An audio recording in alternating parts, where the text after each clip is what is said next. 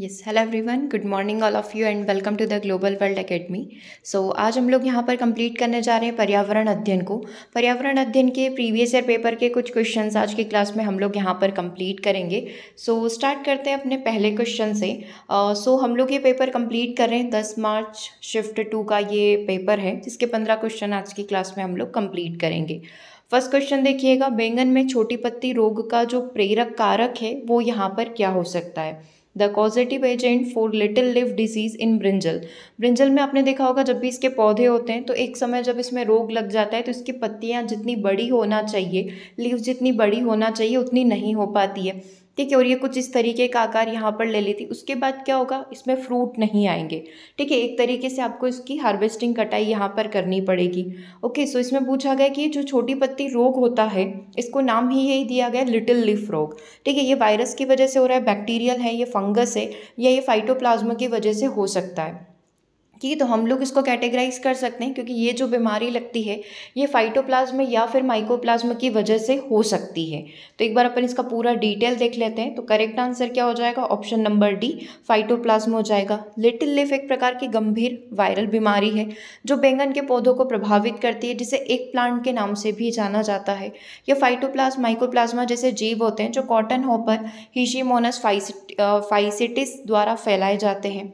यह बीमारी खास तौर पर भारत में काफ़ी आर्थिक नुकसान यहाँ पर पहुँचा सकती है, क्योंकि एक बार ये बीमारी लग गई तो वो पेड़ पूरे तरीके से खत्म हो जाएगा, एक झाड़ी की तरह बनकर रह जाएगा। ओके, आप इसके सिम्टम देख सकते हैं। ठीक है, leaves and plant become small, पौधा पहले तो छोटा रह जाएगा। Nodes and inter nodes reduced in size, काफ़ी साइज इनका जो नोड और इंटर नोड होते हैं एक प्लांट के अंदर वो दोनों काफ़ी छोटे रहते हैं। लीव्स पत्तियाँ जो होती है वो येलोइश यहाँ पर हो जाती है, पीले कलर की पड़ जाती है। Plants look like a bush, एक बुश की तरह वो दिखने लग जाता है। No fruiting it form, they become small and hard, कोई भी फ्रूट कोई भी ब्रिंजल इसके बाद जब ये लिटिल लीफ रोग इसको लग जाएगा या एग प्लांट रोग इसको लग जाएगा तो उसके बाद ये नहीं ग्रो कर पाएगा। राइट, चलिए नेक्स्ट क्वेश्चन की तरफ चलते हैं। भोजन में पोषक तत्व की कमी के कारण कौन सी समस्या यहाँ पर उत्पन्न हो सकती है। Which problem arouse due to the lack of nutrition element in the food. भोजन में अगर पोषक तत्वों की कमी हो रही है तो कौन सी समस्या हो सकती है। माल न्यूट्रिशन, भुखमरी यहाँ पर हो सकती है, स्टार्वेशन हो सकता है, खारापन, सैलिनिटी हो सकती है, एसिडिटी हो सकती है। देखो, अगर पोषक तत्वों की कमी हो रही है दैट मीन्स कुपोषण यहाँ पर होगा। ठीक है, अब कुपोषण के कौन कौन से प्रकार होते हैं इन शॉर्ट हम लोग यहाँ पर डिस्कस कर लेते हैं। ठीक है, ऑप्शन नंबर 1 अपना करेक्ट हो गया। और अगर इसका अपन हिस्ट्री देखें तो affect in 1 in 3 people all over the world. अगर मैं पूरी दुनिया की बात करूँ तो हर 3 में से एक बच्चा जो है यहाँ पर कुपोषण का शिकार है। Comes in different shape and sizes, उसको अगर हम लोग कहें तो डिफरेंट डिफरेंट शेप और साइजेस के अकॉर्डिंग इसकी 3 कैटेगरी बनाई गई है। पहली जो कैटेगरी होती है वो स्टंटिंग होती है ना, ये स्क्रीन पर देखना stunting. A person too short for his age, उसकी एज के अकॉर्डिंग वो बहुत ज़्यादा छोटा रह गया, दैट मीन्स वो नाटा रह गया। दूसरा होता है wasting, a person too thin for his height, उसके हाइट के कंपैरिजन में वो बहुत ही ज़्यादा पतला है, जिस लाइक हड्डियाँ वगैरह दिख रही है ना। और तीसरा वाला जो होता है ओबेसिटी होता है, इसको भी हम लोग माल न्यूट्रिशन कुपोषण ही कहते हैं। A person whose overweight, अगर कोई ओवरवेट यहाँ पर है, अत्यधिक वजन उसका है, मोटापा है, तो उसको भी हम लोग यहाँ पर इस कैटेगरी के अंदर रखेंगे। ठीक है, अगला देखिएगा, प्लास्टिक के निर्माण और उपयोग को विनियमित करने वाला भारत का पहला राज्य कौन सा है। The first state in India to regulate the manufacture and use of plastic. ये करने वाला आंध्र प्रदेश है, मध्य प्रदेश है, हिमाचल प्रदेश है या यूपी है। तो अगर इन 4 ऑप्शन की बात करें तो करेक्ट है अपना हिमाचल प्रदेश। ठीक है, विनियमित करने वाला, कंट्रोल करने वाला पहला राज्य जो है इसमें अगर अपन देखें तो हिमाचल प्रदेश है। ऐसे हर साल इनकी रिपोर्ट्स यहाँ पर चेंज होती है। तो एक रिपोर्ट अगर अपन देखें तो उसमें जो है सबसे टॉप पर अपना आ जाएगा, देखना 3 कैटेगरीज यहाँ पर बनाई गई है पीसीबी पॉल्यूशन कंट्रोल बोर्ड के द्वारा। Plastic bag ban across the India, तो जो इन्होंने कम्प्लीटली बैन कर दिया था उसमें टॉप पर था जेके, देन हिमाचल प्रदेश, एचपी, फिर उत्तराखंड, पंजाब, और इसी तरीके से आपके लिस्ट में आपका एमपी भी आ जाता है। ठीक है, और पार्शली बैन करने वाले में थे गुजरात, गोवा, केरला, ओडिशा, वेस्ट बंगाल। और जिन्होंने बिल्कुल बैन नहीं किया, जिन्होंने कोई भी एक्शन इसके ऊपर नहीं लिया था अकॉर्डिंग टू पीसीबी रिपोर्ट, वो सारी ये अपने स्टेट हो गए। ठीक है। और एक ऑन एन एवरेज यदि हम लोग यहाँ पर देखें 2017 तक का प्लास्टिक का जितना भी हम लोग यूज़ यहाँ पर कर रहे हैं, तो 1996 तक 61,000 टन तक हम लोग प्रयोग करते थे, जो 2000 में इंक्रीज़ होकर 3 लाख हो गया। फिर ये 2001 में ही, एक साल में ही पूरा 1 लाख इंक्रीज़ होकर 4 लाख यहाँ पर हो गया, ठीक है। फिर अगर हम 7 की बात करें तो जस्ट 7 सालों में आप देख सकते हैं इसका इंक्रीमेंट 85 लाख के करीब हो गया। और 2017 में आपने इमेजिन भी नहीं किया होगा कि ये 1,78,00,000 टन के करीब पहुंच गया। और धीरे धीरे ये नंबर डिक्रीज़ नहीं हो रहा है, ये नंबर इंक्रीज़ होते जा रहा है, ठीक है। और ये पर साल के भी आप देखें तो इस तरीके से ये इंक्रीज़ होता जा रहा है। ओके, चलिए, तो अभी ये पूछा गया था कि कंट्रोल करने वाला फर्स्ट स्टेट कौन सा था, तो हिमाचल प्रदेश था, ठीक है, जिसने इससे संबंधित नियम बनाया था कि कम से कम मात्रा में इसका प्रयोग किया जाए। प्रदूषक के आधार पर जल प्रदूषण के 2 स्रोत होते हैं, ठीक है। ऐसे तो कई सारे रिसोर्सेज हमारे पास है, लेकिन अगर मैं पॉल्यूटेंट की बात करूं तो उसके बेसिस पर इसकी 2 कैटेगरी है। प्राइमरी सेकेंडरी सोर्स हो सकते हैं, टेम्परेरी परमानेंट सोर्स हो सकते हैं, रूरल और अर्बन सोर्स यहाँ पर हो सकते हैं, पॉइंट सोर्स और नॉन पॉइंट सोर्स यहाँ पर हो सकते हैं। करेक्ट आंसर क्या होगा? प्रदूषक के आधार पर बात करें तो इसके सोर्स होते हैं पॉइंट एंड नॉन पॉइंट, ठीक है, जो कि आपका लिखा हुआ है ऑप्शन नंबर डी के अंदर। Point and non point source जो होंगे, अब इसकी 2 कैटेगरी जो बनाई गई है वो किस बेसिस पर बनाई गई है वो हम लोग देख लेते हैं। देखो, पॉइंट सोर्स जो होते हैं, दो sources which discharge water pollutants directly into the water are known as point sources of water pollution.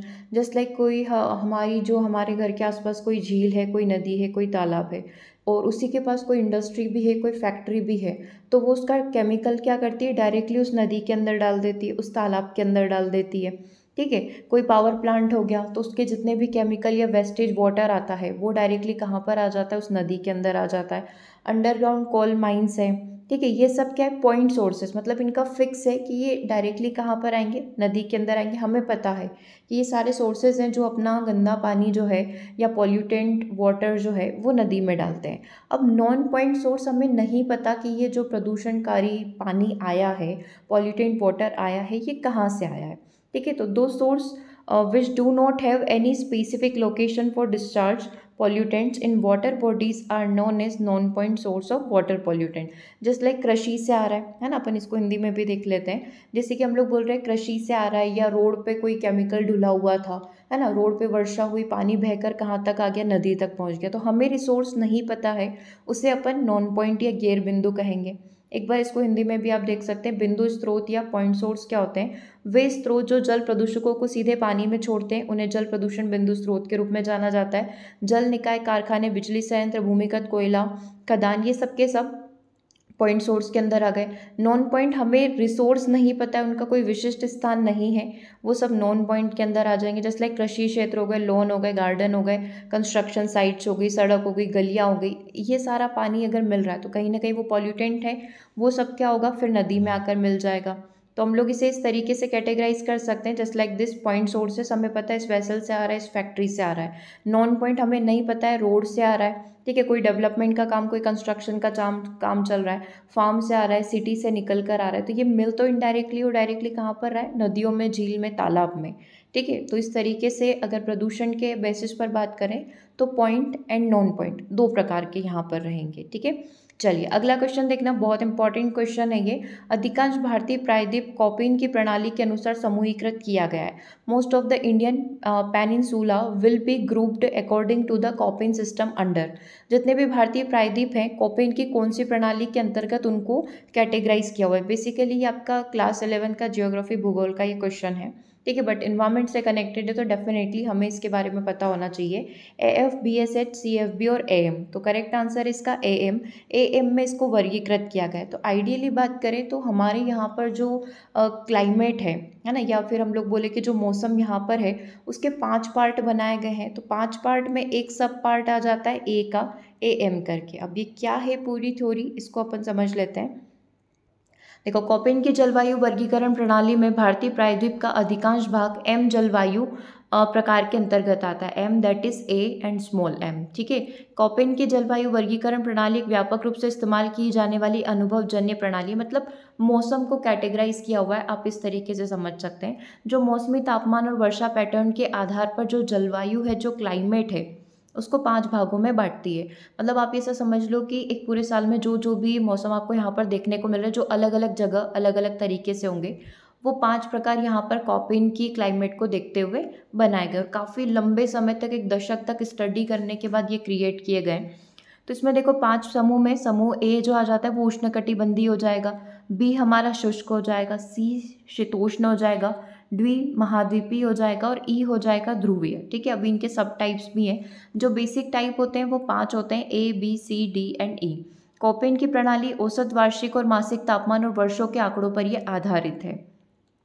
Bharat में कॉपेन प्रणाली के तहत 2 उपोष्ण कटिबंधीय जलवायु उप प्रकार होते हैं, जिसमें CWA और CWB, small A and small B, और इसकी पर्याप्त मानसूनी बारिश के कारण ये तो उपोष्ण कटिबंधीय जलवायु और इस प्रकार के हमारे टाइप्स बनते हैं। ठीक है, अब जो कैटेगराइज किया हुआ है वो काफ़ी बड़ा है, बट इन जनरल आप इस चीज़ को ध्यान रख सकते हैं। जैसे सबसे पहले समूह ए था, वो क्या था, उष्णकटिबंधीय था। तो उष्णकटिबंधीय आर्द्र जलवायु के अलग अलग टाइप हो गए। पहला टाइप हो गया उष्णकटिबंधीय गीला, ठीक है, वेट हम लोग बोल सकते हैं। उष्णकटिबंधीय मानसून हो गया, उष्णकटिबंधीय गीला और सूखा यहाँ पर यह हो गया। ठीक है, तो उष्णकटिबंधीय गीला को इन शॉर्ट में किस कोड से बनाया गया, AF से बनाया गया। इसमें कोई शुष्क मौसम नहीं होगा। ठीक है, दूसरा जो मानसून होगा इसको AM से बनाया गया, जो अभी आपका आंसर भी था। इसमें मानसून और लघु शुष्क मौसम रहेगा। गीला और सूखा इसको AW से रिप्रेजेंट किया गया, जिसमें सर्दी का शुष्क मौसम रहेगा। ठीक है, ये एक ही बात हो गई। फिर ऐसे ही अपना बी जो कि शुष्क जलवायु है, अब इसकी भी 4 कैटेगरी बनाई गई है। उपोष्णकटिबंधीय मैदान, उपोष्णकटिबंधीय रेगिस्तान, मध्य अक्षांश स्टेपी, है ना, जो अपन स्टेपी 1 के बारे में देखते हैं, और मध्य अक्षांश मरुस्थल। ठीक है, अब बी तो सब में आ जाएगा क्योंकि शुष्क जलवायु की बात हो रही है, उसके आगे आगे इसके कोड वर्ड जुड़ते जाएंगे। ठीक है, पहले वाले के लिए SHW, दूसरे वाले के लिए WH, तीसरे के लिए SK, स्टेपी लिखा हुआ है, मरुस्थल के लिए WK। ठीक है, इस तरीके से, और ये जो इनकी कैटेगरी दे रखी है। फिर तीसरा वाला जो आ जाता है हमारा सी, गर्म समशीतोष्ण, जो कि मध्य अक्षांश जलवायु के लिए रहेगा। इसमें आप देख सकते हैं नम सब ट्रॉपिकल, आभ्यंतरिक दैट इज CS, और समुद्री पश्चिमी तट दैट इज CFB। ओके, जो अभी हमने देखा था CF एंड CFB बहुत कॉमन यहाँ पर रहेंगे, जो वर्षा के लिए रिस्पॉन्सिबल रहेंगे। ठीक है, अगला रहेगा D called snow forest climate. इसमें आ जाएगा महाद्वीपीय नमी और सुबक्वेट यहाँ पर आ जाएंगे। ई कोल्ड क्लाइमेट, जिसमें टुंड्रा प्रदेश हमने सुना है, टुंड्रा के वन। और दूसरा आ जाएगा पोलर आइस केप, जिसमें 12 ही महीने क्या रहेगी, बर्फ रहेगी, क्योंकि ध्रुवीय में आ गया है। अगला एक और इसमें रहता है H हाईलैंड करके, जो अत्यधिक यहाँ पर रहेगा और ऑल टाइम वो बर्फ से ढका हुआ हाईलैंड रहेगा। ओके, सो अभी हमसे AM के बारे में पूछा गया था। ये भारतीय उपमहाद्वीपीय दक्षिणी अमेरिका के उत्तर पूर्वी भाग और उत्तरी ऑस्ट्रेलिया में पाया जाता है। ठीक है, भारत में तो उपमहाद्वीप में, ऐसे ही दक्षिणी अमेरिका के उत्तर पूर्वी भाग में और नॉर्थ ऑस्ट्रेलिया में ये पाया जाएगा। भारी वर्षा ज़्यादातर गर्मियों में रहेगी और सर्दी इसमें सूखी रहती है। अगला देखना, घास के मैदान जो पश्चिमी घाट, नीलगिरी और अन्नामलाई पर्वतमाला पर 16 वनों के साथ साथ पहाड़ियों पर पेड़ से मिलकर बने हैं, क्या कहलाते हैं। मतलब उसमें 16 वन की बात हो रही है। आप ऐसा समझ सकते हैं ये पूरे घास के मैदान है, कहाँ कहाँ पर पाए जाएंगे, पश्चिमी घाट पर, नीलगिरी, अन्नामलाई पहाड़ियों पर, और 16 वनों के साथ साथ पहाड़ियों के पेड़ से मिलकर ये बने हुए इस प्रकार के वनों को 16 घास के मैदान कहा जाता है। ये 2 चीज़ों का कॉम्बिनेशन है, 16 वन है लेकिन घास की पहाड़ियाँ भी है, तो इसको यहाँ पर 16 ग्रासलैंड के नाम से जाना जाता है। ठीक है, ये ध्यान रहेगा। देखना, पश्चिमी घाट, नीलगिरी, अन्नामलाई में घास के मैदान और 16 वन, 16 घास मैदान परिसर या फिर मोज़ेक के रूप में इन्हें जाना जाता है। 16 वन ये घास के मैदान से घिरी घाटियों में पाए जाने वाले छोटे उष्णकटिबंधीय पर्वतीय वन है। ठीक है, ये 16 वन की डेफिनेशन हो गई। 16 शब्द संभवतः तमिल शब्द कोलाई से लिया गया, जिसका अर्थ होता है उपवन। घास के मैदान ये पर्वतीय घास के मैदान है जो पश्चिमी घाट में पाए जाते हैं। तो इन दोनों को मिलाकर 16 वन यहाँ पर हो गए, जो पर्वतीय टुकड़े, उष्णकटिबंधीय पर्वतीय वन, और साथ ही घास के मैदान को मिलाकर हमारा ये क्रिएट हो जाता है। ओके, चलिए, शोला घास के मैदान परिसर में कई स्थानीय को लुप्तप्राय प्रजातियां देखने को मिलती है, जिसमें नीलगिरी, तहर, पिपेट और कई मेंढक की प्रजातियां सम्मिलित हैं। घास के मैदान आत्मनिर्भर होते हैं, अछूते ही रहते हैं, मतलब अगर दूसरी कोई वनस्पति, कोई प्रजाति वहां पर आ जाए तो धीरे धीरे ये वनस्पति घास जो है वो खत्म होने लग जाती है। ठीक है, और वहाँ उस घास में रहने वाली जो भी प्रजाति है या स्थानिक प्रजाति है वहाँ की, वो भी धीरे धीरे क्या हो जाएगी, खत्म हो जाएगी। अगला देखना, निम्न में से किस परिवार के कार्यों को आवश्यक और गैर आवश्यक कार्य में वर्गीकृत किया गया। तो हमारा जो फर्स्ट चैप्टर होता है ईवीएस का, वो परिवार होता है ना, परिवार के बारे में पूरा समझाया जाता है। तो उसमें परिवार को अगर हम लोग देखें, है ना, तो उसको परिवार के कार्यों को इसेंशियल और नॉन इसेंशियल बोला गया है। तो ये किसके द्वारा बोला गया, मैकाइवर और पेज के द्वारा बोला गया है। तो अभी ऑप्शन में आपके पास मैकाइवर है, करेक्ट आंसर क्या हो जाएगा, ऑप्शन नंबर सी हो जाएगा कि ये परिवार जो है उसके फंक्शन को इन्होंने इसेंशियल और नॉन इसेंशियल में डाल रखा है। ठीक है, तो आंसर आपका ऑप्शन नंबर सी हो जाएगा। ठीक है, समाजशास्त्री मैकाइवर ने परिवार के कार्यों को आवश्यक और गैर आवश्यक में वर्गीकृत किया था। प्राथमिक और द्वितीयक कार्य, प्राइमरी सेकेंडरी के रूप में भी आप इसको कंसीडर कर सकते हैं। गैर आवश्यक में आर्थिक, धार्मिक, शैक्षिक, स्वास्थ्य और मनोरंजन, ये सारी चीज़ें इन्होंने सम्मिलित करी थी। ठीक है, महत्वपूर्ण में आपका सोशलाइजेशन करना, देखभाल मतलब केयर करना, सोशल कंट्रोल रखना, फाइनेंशियल सपोर्ट करना, इमोशनल सपोर्ट करना, ये सारे आपके प्राइमरी के अंदर आ जाएंगे। ठीक है, चलिए अगला देखना, vitamin with anti cancer properties is, cancer रोधी गुणों में कौन सा विटामिन सम्मिलित है जो हमारे कैंसर को, अगर किसी व्यक्ति को होता है या उसको कंट्रोल करके चलता है। ठीक है, अगर आपके शरीर में उस विटामिन की भरपूर मात्रा है तो ये संभावना या ये प्रोबेबिलिटी जो है वो कम हो जाएगी। विटामिन यू है, B17 है, B15 है, या फिर विटामिन ए है।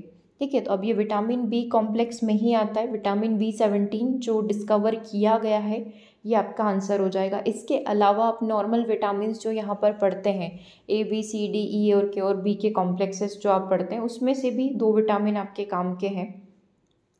तो अभी B17 आपका करेक्ट आंसर हो गया है। इसके अलावा विटामिन ई और विटामिन डी दोनों में कैंसर प्रतिरोधी गुण यहाँ पर पाए जाते हैं। विटामिन ई फेफड़े, कोलन और प्रोस्टेट कैंसर के जोखिम को कम करने में यहाँ पर मदद कर सकता है। विटामिन ई के कम स्तर से कैंसर का खतरा बढ़ जाएगा। अगर विटामिन ई की कमी है तो प्रोबेबिलिटी बढ़ जाती है। विटामिन ई की अनुशंसित दैनिक मात्रा 8 से 10 मिलीग्राम की पर डे यहाँ पर होनी चाहिए।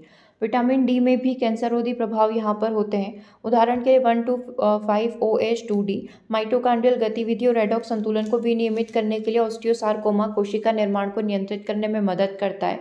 और कैल्सिट्रियोल कोलन जो होता है ट्यूमर में कोशिका निर्माण को भी यहाँ पर कम कर देता है। डेफिनेटली अगर विटामिन डी की अधिक मात्रा आपके शरीर में है या फिर यूजुअल जितनी चाहिए उतनी मात्रा आपके शरीर में है तो कैंसर का खतरा रिड्यूस हो जाएगा। तो ऐसे कॉमन विटामिन में आप ई और डी को कंसीडर कर सकते हैं। और ऐसे विटामिन B17 इम्पॉर्टेंट है। लगभग सभी फलों के जो सीड्स होते हैं उन सारे ही सीड्स में विटामिन B17 पाया जाता है। जैसे सेब हो गया, आड़ू हो गया, चेरी हो गया, संतरा हो गया, अमृत हो गया, खुबानी हो गया, इन सब में ये पाया जाता है। खुबानी मोस्टली बहुत, एप्रिकॉट जो है मोस्टली बहुत इंपॉर्टेंट होता है। इसके सीड्स मार्केट में इसके पाउडर जो होते हैं उसके से बड़े बड़े बॉक्स यहाँ पर मिलते हैं जो आपको सेवन करना चाहिए ऐसा बोला जाता है। कुछ फली और कई घास जैसे गेहूं घास में भी ये पाया जाता है। खुबानी की गुठली कैंसर को रोकने और उसको ठीक करने के लिए जानी जाती है। यह वह विटामिन है जिसमें कैंसर रोधी गुण आपको देखने को मिलेंगे। अगला देखना, दूध से दही बनने की जो प्रक्रिया है उसे क्या कहा जाएगा, फर्मिनेशन, फोटोसिंथेसिस, डिस्टिलेशन और स्टाइलेशन। तो करेक्ट आंसर क्या हो जाएगा, दूध से दही बनना, खमीरीकरण, फर्मिनेशन के प्रोसेस यहाँ पर हो जाएगा। नेक्स्ट क्वेश्चन देखिएगा, निम्नलिखित में से कौन सा तरीका कच्चे मांस को डीफ्रॉस्ट करने का सुरक्षित तरीका नहीं। आप कच्चे मांस को डीफ्रॉस्ट करना चाहते हैं तो इन चारों में से कौन सा तरीका आप नहीं अपनाएंगे। देखो, रेफ्रिजरेटर के थ्रू आप डीफ्रॉस्ट उसको कर सकते हैं।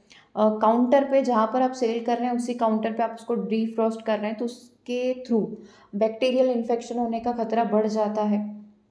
राइट, तो आप सेकेंड वाला ऑप्शन फॉलो नहीं कर सकते और थर्ड वाला माइक्रोवेव के थ्रू आप कर सकते हैं। ठीक है, तो करेक्ट आंसर क्या हो जाएगा, on the counter. On the counter defrost करने का तरीका कंप्लीटली रॉन्ग यहाँ पर रहेगा। ठीक है, खाद्य सुरक्षा निर्देशों के अनुसार कच्चे मांस को कमरे के तापमान पर रसोई के काउंटर पर छोड़ना इसे डीफ्रॉस्ट करने का सुरक्षित तरीका नहीं है। आप इसे रेफ्रिजरेटर में ठंडे पानी में कर सकते हैं जबकि डिब्बा जो है वो सील पैक यहाँ पर होना चाहिए, या माइक्रोवेव में डीफ्रॉस्ट की सेटिंग करके आप उसको कर सकते हैं। काउंटर पर करोगे तो बैक्टीरिया जो है मांस की सतह पर चिपक जाएगा और वो फिर अगर खाने में लिया जाता है तो वो असुरक्षित यहाँ पर माना जाता है। गर्म पानी का उपयोग करने से भी बैक्टीरिया का विकास बढ़ जाता है अगर आप उसको गर्म पानी का यूज़ करके प्रयोग करते हैं, ठीक है। रेफ्रिजरेटर के थ्रू कर सकते हैं, ठंडे पानी के थ्रू कर सकते हैं और माइक्रोवेव के थ्रू कर सकते हैं। तो 2 तरीके नहीं अपनाते हैं, 3 तरीके अपनाए जाते हैं। अगला देखना, which will be the first indigenous human mission developed by ISRO. ISRO के द्वारा विकसित पहला स्वदेशी मानव मिशन यहाँ पर कौन सा था? तो पहला स्वदेशी मानव मिशन इसमें से था गगनयान करके, ठीक है, जो स्टिल इन वर्किंग और हम लोग बोल सकते हैं इन प्रोग्रेस है। तो ऑप्शन नंबर 1 अपना यहाँ पर करेक्ट हो जाएगा, ठीक है। काफ़ी समय पहले से ये चल रहा है। गगनयान का संस्कृत अर्थ होता है अंतरिक्ष यान और भारत का पहले मानव अंतरिक्ष उड़ान कार्यक्रम का ये प्रतिनिधित्व करता है, जिसका उद्देश्य 3 अंतरिक्ष यात्रियों के दल को थोड़े समय के लिए लगभग 7 दिन के लिए पृथ्वी की निचली जो कक्षा है LEO that is low earth orbit के अंदर भेजना है, LEO, ठीक है। और इसका मुख्य बिंदु आप देख सकते हैं, मिशन का उद्देश्य भारतीय अंतरिक्ष यात्रियों को अंतरिक्ष में भेजना।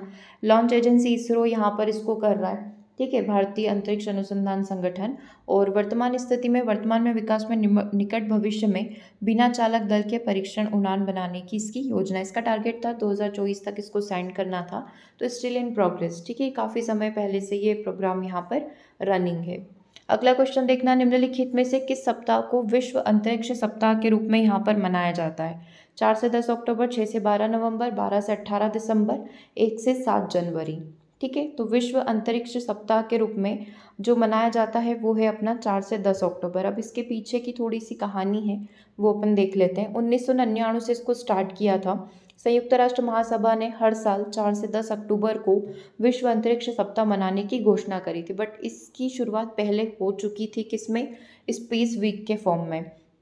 विश्व अंतरिक्ष सप्ताह संघ है ना, जो वर्ल्ड स्पेस वीक एसोसिएशन है, इसकी शुरुआत जो है 1980 में ही हो चुकी थी। अभी हम लोग बात कर रहे थे 1999 की, बट शुरुआत हो चुकी थी 1980 में। स्पेस वीक के समन्वयक के रूप में करी गई थी, जो प्रत्येक 16 से 24 जुलाई को चंद्रमा की सतह पर पहली बार जब लैंडिंग की गई थी, तो उस वीक के रूप में इसको सेलिब्रेट किया जाता था, ठीक है। 1980 से तब तक 1999 तक तब सेम चीज़ चलती थी। उसके बाद 1999 में स्पेस वीक 15 से अधिक देशों में फैल गया, है ना। उसके बाद 1999 में संयुक्त राष्ट्र महासभा ने हर साल 4 से 10 अक्टूबर तक आयोजित होने वाले विश्व अंतरिक्ष सप्ताह की घोषणा करी, ठीक है। और वैश्विक समन्वयक के रूप में, सेवा के रूप में, कि अंतरिक्ष में डेफिनेटली हमारी कंट्री को सर्विस देता है, सेवा करता है, उसके रूप में इसको सेलिब्रेट किया गया। तो 4 से 10 अक्टूबर का समय है। तो याद रखना 2 अक्टूबर के जस्ट 2 दिन बाद से 10 तारीख तक अपना स्पेस वीक रहेगा, ओके। चलिए, ये क्वेश्चन आप एज अ होमवर्क ले लीजिए, इसको हम लोग कल की क्लास में डिस्कस करेंगे। निम्नलिखित में से कौन से चंद्रमा पूर्णिमा के चांद के प्रकार यहाँ पर माने जाते हैं? जो हम लोग बोलते हैं ना ब्लड मून, ब्लू मून वगैरह, तो कौन कौन से 4 टाइप हैं जिसके बारे में हम लोग बात करते हैं? तो कल अपन सारे ही मून जो होते हैं मोस्टली 4 टाइप के होते हैं, उनके बारे में डिस्कस कर लेंगे। ऑप्शंस आपके सामने हैं, super blood, blue harvest, option number 2 के अंदर हाफ मून लिखा हुआ है और लूनार लिखा हुआ है, ठीक है। Super moon, blood moon, pink moon और क्रॉप मून लिखा हुआ है। Half moon, super moon, pink moon और लूनार मून लिखा हुआ है, ठीक है। तो 4 टाइप कौन से हैं वो आप ज़रूर से कमेंट करके बताइएगा। और इसी के बारे में आप जानते हैं, जो हो सकता है कि हिंदी के हमारे जो ईडियम मुहावरे होते हैं उससे भी कनेक्ट हो सकता है, राइट। तो उसके बारे में भी ज़रूर से बताइएगा। सो इसके आगे के क्वेश्चन हम लोग कल मॉर्निंग की क्लास में कंप्लीट करेंगे और इसका आंसर आप कमेंट करके ज़रूर से बताना, ओके। सो मिलते हैं हम लोग अपने नेक्स्ट सेशन में। Thanks for watching.